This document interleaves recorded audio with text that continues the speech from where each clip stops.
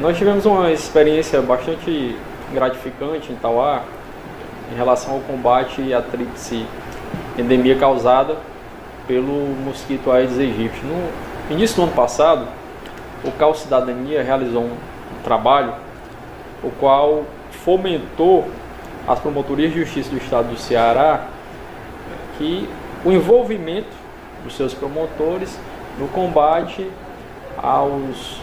às doenças que eram transmitidas pelo mosquito da dengue. Na época, Tauá encontrava-se entre os 5 municípios do estado do Ceará com o nível mais elevado de infestação do vírus transmitido pelo Aedes aegypti, dengue, chikungunya e zika vírus.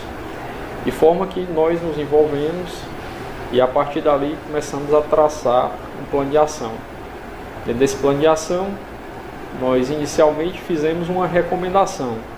Replicamos a recomendação que o suporte do CAU tinha nos dado, fazendo algumas alterações que contextualizassem com a rotina da cidade de Tauá.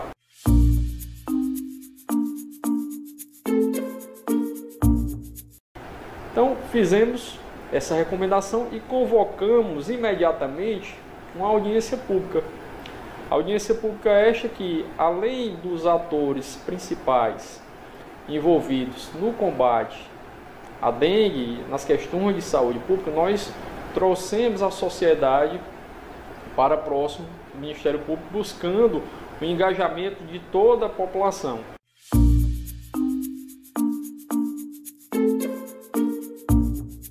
Recordo muito bem que nós tínhamos um grave problema de abastecimento de água.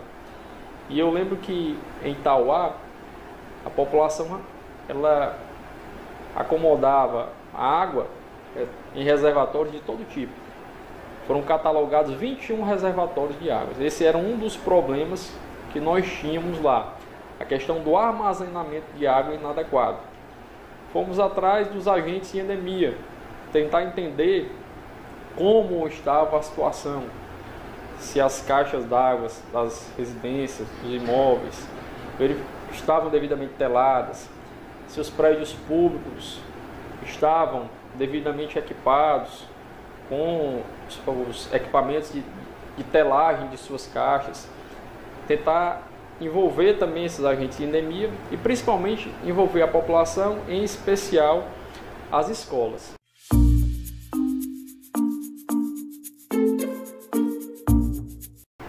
A primeira diretriz desse plano era ter o envolvimento da prefeitura, contar com o apoio da prefeitura no sentido de fomentar brigadas de combate ao mosquito transmissor, ela ter uma espécie de formação de grupo, de sentinelas, para poder saber como é que se encontrava a situação em seus prédios, os prédios públicos, nas escolas. Esse foi o primeiro ponto a ser tomado. O segundo ponto foi o envolvimento da cidade. E nós envolvemos a cidade principalmente através das crianças. Então, na rede escolar, na rede pública escolar, que ela atende quase que a totalidade do município, nós solicitamos que as professoras da matéria de língua portuguesa, como de ciências, elas envolvessem os alunos na temática. Então, nós pedimos para que fossem trabalhadas redações,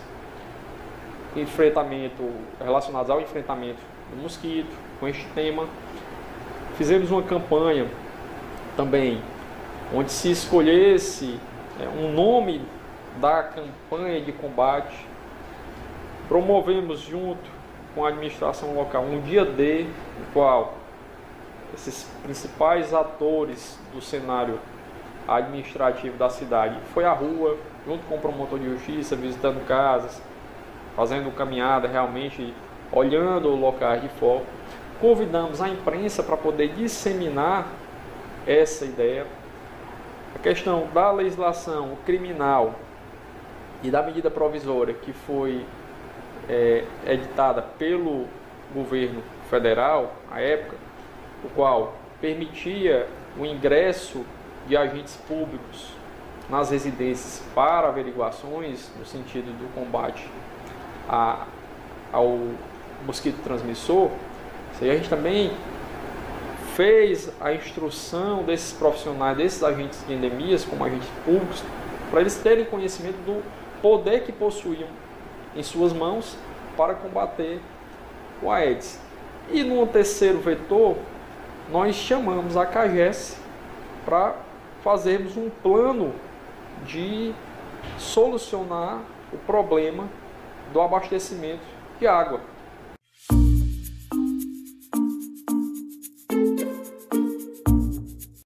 Então, no TAC, uma das obrigações, recordo, junto com a conta de água, a CAGES ela mandava um calendário, dizia, olha, a sua casa vai ter água no dia 10, 11, 12, vai ter água no dia 20, 22, ela dizia exatamente os dias de água que teriam em cada uma das residências de Itauá, permitindo o quê? Que o cidadão ele tivesse um maior controle da questão da necessidade ou não de abastecer a sua casa, de manter as suas reservas e a partir daí diminuir o principal foco, né, que era essa água armazenada indevidamente.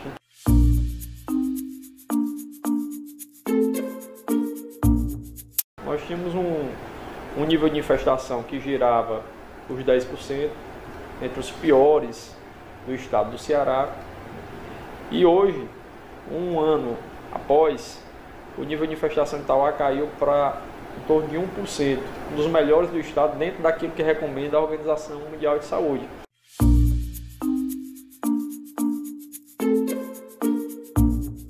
E dentro daquele procedimento que nós tínhamos instaurado, com a recomendação, com a audiência pública, nós mantivemos uma fiscalização perene, né, inclusive até os dias atuais, dos números, dos atos de controle, dos atos de gestão praticados pela Prefeitura em relação ao combate à Aedes aegypti. Então não foi um trabalho que foi encerrado. Nós mantivemos toda a fiscalização que se tinha antes, mesmo tendo sido diminuído os números que envergonhavam o município de Itauá. Todo pronunciamento do Ministério Público, todo contato que tinha com a imprensa, eu sempre fazia questão de falar que o cidadão tauaense ele tinha que permanecer vigilante no combate, principalmente por conta da aproximação do 14º, 15º ciclo, que é o momento crítico que ocorre no início do ano em relação à epidemia.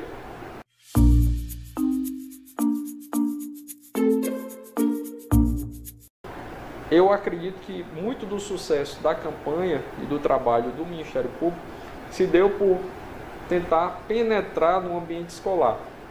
Além disso, a gente também deve registrar que a administração pública colocou na sua grade curricular um livro relacionado ao tema, né? Dentro daqueles livros paradidáticos que o ensino fundamental trabalha com seus alunos, existia um deles relacionado ao enfrentamento do Aedes aegypti.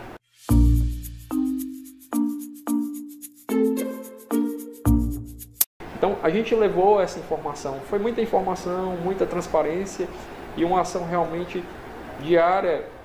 Naquele momento, o Ministério Público pensou, não, hoje nós precisamos ter um cuidado especial em relação ao combate desta tríplice epidemia, sob pena de, num futuro bem próximo, termos uma geração de crianças mazeladas por conta da microcefalia.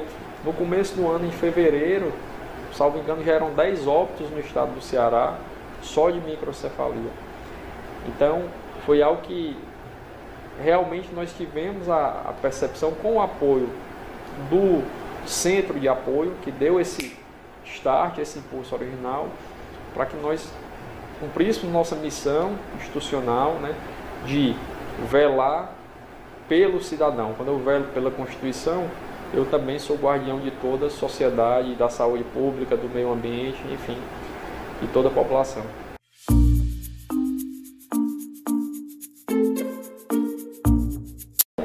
A mensagem que eu dou para os colegas é a seguinte: cada um, como promotor de justiça, dentro das infinitas atribuições que tem um membro do Ministério Público, mas cada um pode fazer um trabalho bastante interessante em sua comarca se ele se utilizar destes mecanismos que já estão prontos aqui, postos à nossa disposição, e conseguir um envolvimento da população. É um trabalho que fica, é um trabalho que gera bons frutos. Você não ter o fórum acobertado de pessoas doentes, como tinha no ano passado, pessoas com dengue, com chikungunya. Então, e não é tão difícil de ser feito. Basta a boa vontade e um pequeno espaço dentro daquele já emaranhado de atribuições que nós temos.